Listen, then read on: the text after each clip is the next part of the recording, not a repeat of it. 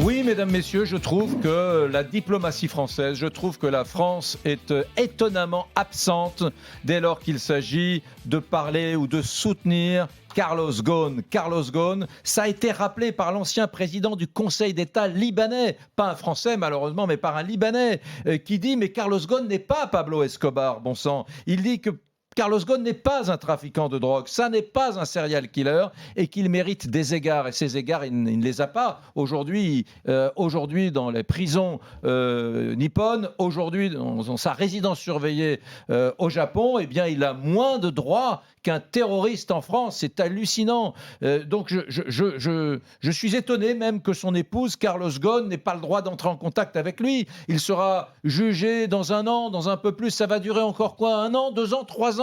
Ce système ne peut plus durer, mesdames, messieurs. Carlos Ghosn, c'est ce grand patron qui a refusé l'offre de Barack Obama, qui lui avait proposé de prendre à la direction aux États-Unis de General Motors. C'est ce grand patron qui a refusé un salaire supérieur chez Ford, qui est resté chez Renault, qui a relevé Renault. Souvenez-vous, on disait que Renault était condamné à mourir il y a une vingtaine d'années. Eh bien, au fil des années, Carlos Ghosn a relevé ce défi. Il a relevé également Nissan, le grand champion automobile japonais. Il a créé cette alliance. Donc, encore une fois, je ne préjuge pas de la culpabilité ou de l'innocence de cet homme, de Carlos Ghosn, mais nous l'avons diabolisé. Et surtout, ce que je trouve scandaleux, c'est qu'il y a une espèce de lâcheté chez nos politiques. Personne ne parle de lui, il est oublié. Quand on parle de lui, vous savez, c'est dans les journaux, à la radio, à la télévision, une petite brève, une petite information, comme ça, et c'est tout. Eh bien, ça me scandalise. Nous ne pouvons pas